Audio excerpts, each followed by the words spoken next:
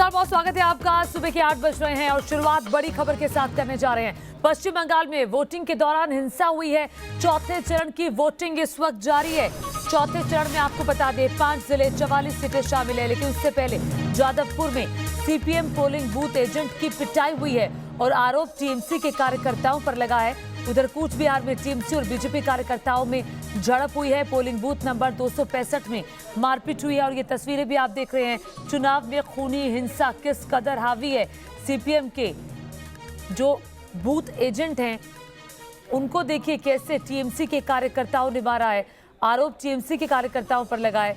Polling booth agent CPM के जादवपुर में जिनकी पिटाई की टीएमसी के कार्यकर्ताओं ने। उधर कूच बिहार की तस्वीर भी आप देख रहे हैं जहां टीएमसी और बीजेपी के कार्यकर्ता आपस में भिड़ गए हैं और इसी के साथ साथ चौथे चरण की वोटिंग सुबह 7 बजे से शुरू हो गई है। इस बीच एक और बड़ी खबर आ रही है। पश्चिम बंगाल में चौथे चरण की वोटिंग शुरू हो गई है। 5 जिलों की 44 सीटों पर वोट डाले जा रहे हैं। चौथे फेज के लिए सेंट्रल फोर्स की 793 कंपनियां तैनात हैं। आज कई हाई प्रोफाइल उम्मीदवारों की किस्मत का फैसला हो रहा है। इस वक्त ईवीएम में कैद केंद्रीय मंत्री बाबुल सुप्रियो की टॉलीगंज सीट पर वोटिंग हो रही है। मंत्री पार्थ चैटर्जी अरूप विश्वास की किस्मत का फैसला भी आज ईवीएम में कैद हो जाएगा। तो बड़ी खबर आपको बता दें कि चौथा चरण है पश्चिम बंगाल का।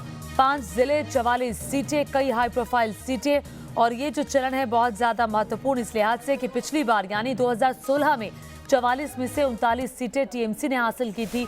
बीजेपी को 1 सीट मिली थी, कांग्रेस पार्टी को 1 सीट मिली थी और वाम दलों को 3 सीटें मिली थी। लेकिन 2016 के बाद 2019 में काफी कुछ बदला और बीजेपी का वोट परसेंट जो था उसमें बेतहाशा बढ़ोतरी हुई और अब 2021 में काफी कुछ बदल चुका है। तस्वीरें जरा देख लीजिए।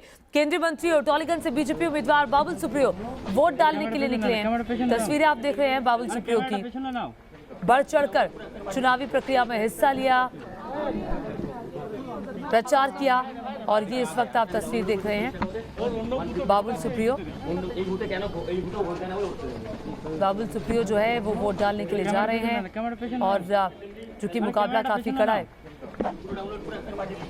ये तस्वीरें टॉलीगंज की आप देख रहे हैं। टॉलीगंज से बाबुल सुप्रियो के सामने जो उम्मीदवार है टीएमसी के वो कैबिनेट में मंत्री हैं और साथ ही बड़ी बात आपको ये भी बता दें अरूप विश्वास उनका नाम है और मुकाबला बहुत कड़े का है। ये वो सीट है जिस पर कांटे की टक्कर बताई जा रही है।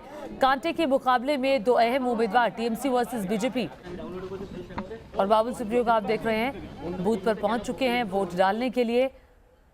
पोलिंग बूथ पर वोटिंग से पहले पूजा की है लॉकेट चैटर्जी ने। तस्वीरें लॉकेट चैटर्जी की भी आप देख रहे हैं। हालांकि बाहर आने के बाद उन्होंने अपनी जीत का दावा किया, बीजेपी की जीत का दावा किया। बीजेपी लगातार ये कहती आई है, अमित शाह ये कहते आए हैं, जेपी नड्डा लगातार प्रचार में जुटे हुए हैं कि 200 सीटें बीजेपी की आएंगी पश्चिम बंगाल में। 5 सीटें जरा देख लीजिए वोटिंग के लिए किस तरह से लंबी लंबी कतारें लगी हुई है। 24 परगना की तस्वीरें आप देख रहे हैं। अलीपुर द्वार की तस्वीर भी आप देख रहे हैं। तैयारियों का जायजा वहां पर लेने की तस्वीरें कैसे देखिए, हमने तैयारियों का जायजा लिया कैसे पोलिंग बूथ पर सुरक्षा व्यवस्था कड़ी है। वोटरों की लंबी लंबी कतारें कूच बिहार में भी है जहां इस वक्त हमारे सहयोगी, मेरे वरिष्ठ सहयोगी धीरेन्द्र पुंडीर भी मौजूद हैं। धीरेन्द्र जरा तस्वीरें दिखाइए कि सुबह सुबह का वक्त है, 8 बज चुके हैं, आप वहाँ क्या देख रहे हैं? और तस्वीरें तो हम देख भी रहे हैं, आप भी दिखाएंगे, लेकिन उसी के साथ ही हिंसा की खबरें भी आनी शुरू हो गई हैं।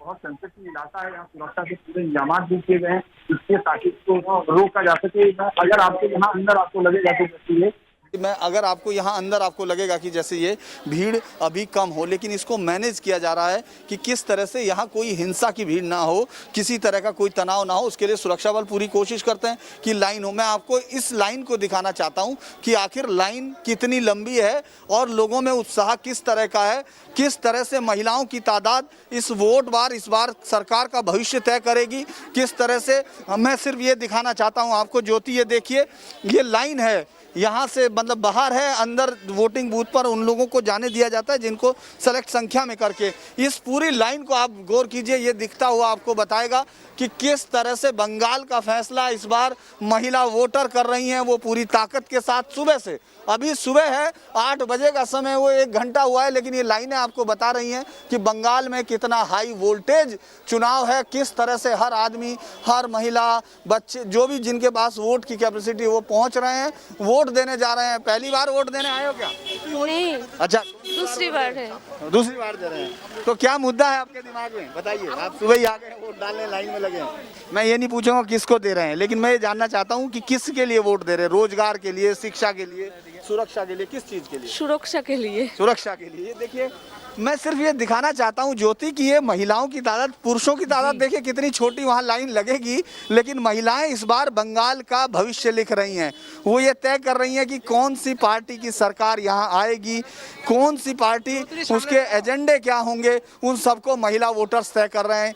ये लंबी लाइनें आपको दिख रही है, ये लंबी लाइन बढ़ती जा रही है, दूर तक ये लाइनें आ रही हैं, और इनमें से कुछ को अंदर जो संख्या के हिसाब से उसके अंदर जाने देते हैं, क्योंकि ये बहुत ही सेंसिटिव इलाका है। कूच बिहार में शुरू से उम्मीद की जा रही थी, इसीलिए आपने देखा होगा कि 9 सीटों पर चुनाव के लिए सबसे ज़्यादा कंपनी यहीं से लगाई गई हैं, केंद्रीय सुरक्षा बलों की, और वो पूरी कोशिश भी कर रहे हैं कि कहीं कुछ ना हो। तब भी ये हिंसा की खबरें छुटपुट अभी आ रही हैं, और ये उम्मीद की जा रही है कि ये ज़्यादा बड़ी हिंसा ना हो। ज्योति, मैं एक बार फिर इसको दिखाने की कोशिश करूंगा कि महिला और पुरुषों का अनुपात क्या रहना है। जी बिल्कुल, हम तस्वीरें देख रहे हैं कि महिलाएं बढ़ चढ़कर मतदान की प्रक्रिया में हिस्सा ले रही हैं। फिलहाल के लिए आपका बहुत शुक्रिया, नजर बना रखिएगा।